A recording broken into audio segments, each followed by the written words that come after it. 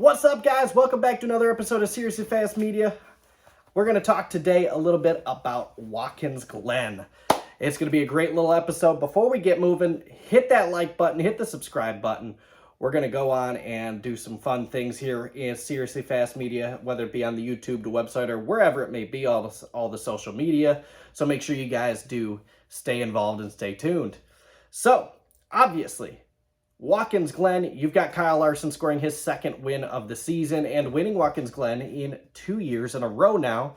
3 races in a row if you want to get technical, as on Saturday he did win the Xfinity race. Led above AJ Allmendinger, who if you look at the top 5 from yesterday, the top 4 from yesterday, AJ Allmendinger came in second. And the big story, this is the big story, and this is what we're going to talk about, is Chase Elliott finishing 4th. Chase Elliott, Kyle Larson on the final restart, and they go down into turn 1, and everybody freaks out about that outside. Well, why was he on the outside? Why was he on the outside? Well, the outside was prevailing both Saturday and Sunday. The outside, if you could get that momentum carrying through, you could get that little launch and maybe hop into turn 2 into those S's ahead of your competitor. We saw it work. We saw it not work. Clearly the 9 team as well as Chase Elliott figured maybe the outside was the better option.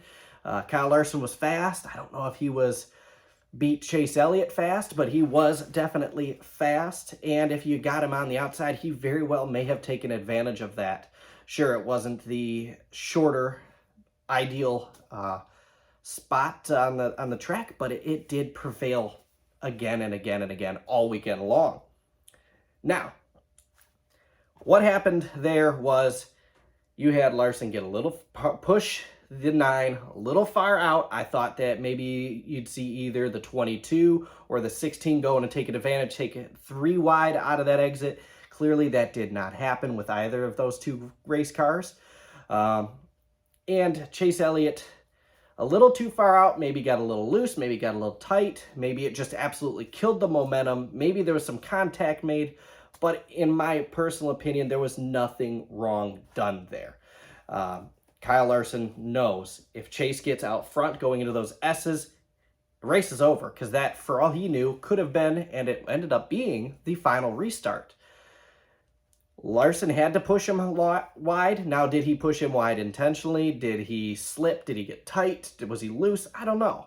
But going out of that corner, Chase Elliott, I thought it might have had a little bit of a run, but a little slack back and ended up finishing P4 on the day.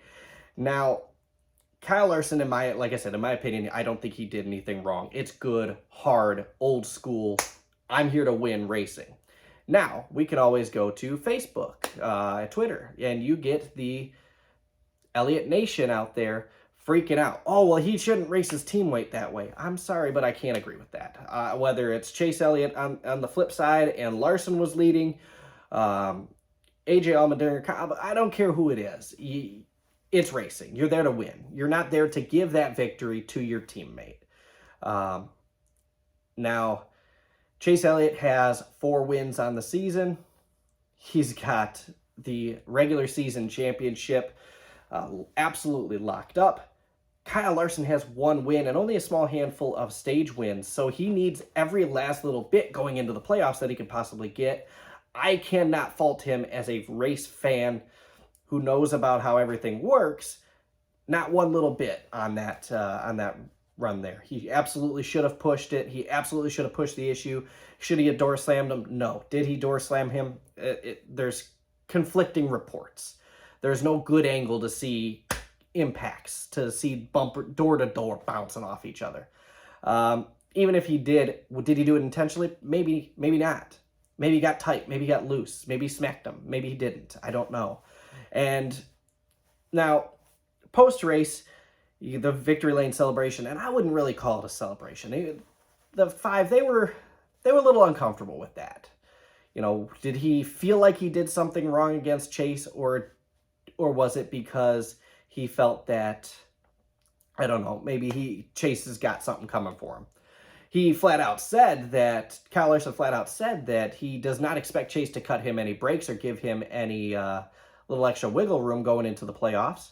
And that's perfectly fine. That's perfectly fair. I can understand that as a race fan.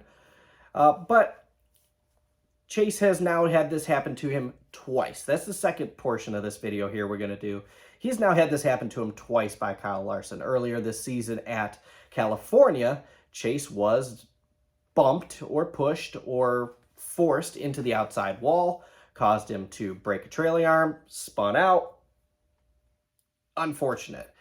Again, both situations, I think maybe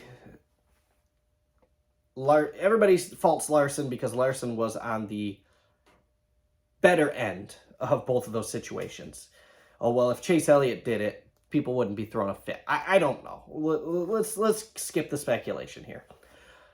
Both situations are absolutely hard racing. I mean, you cannot get any harder racing than that. Look at that. Let's go back to California. That run that Chase had, if Larson let Chase around or didn't at least make the effort to make that block, Chase Elliott probably wins that race.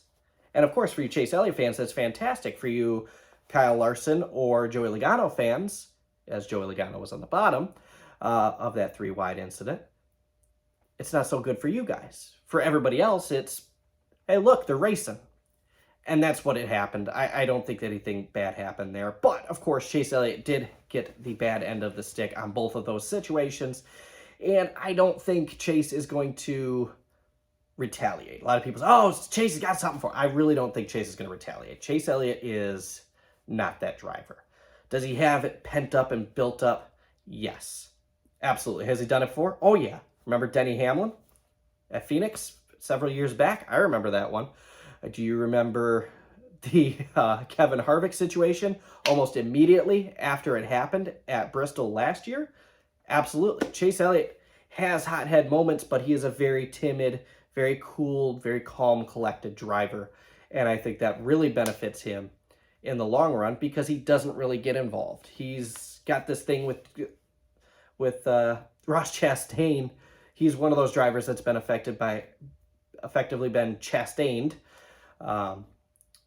Trademark and copy that one over to Kyle Busch, but he was chastained earlier this season at Gateway. I don't think he's going to retaliate against Ross. Whether he and Ross are running for the Final Four or the round of 8, I don't think it matters. Unless even if Chase gets booted and Ross is moving, I really don't think he's going to do that. But as for a teammate, I don't think Chase does it. Rick Hendrick is not the team owner that's going to allow that to fly in his race shop and his race team. If he did, it's just absolutely not going to happen. Anyway, thanks for watching, guys. I hope you guys enjoy the video, and make sure you guys share, like, and comment.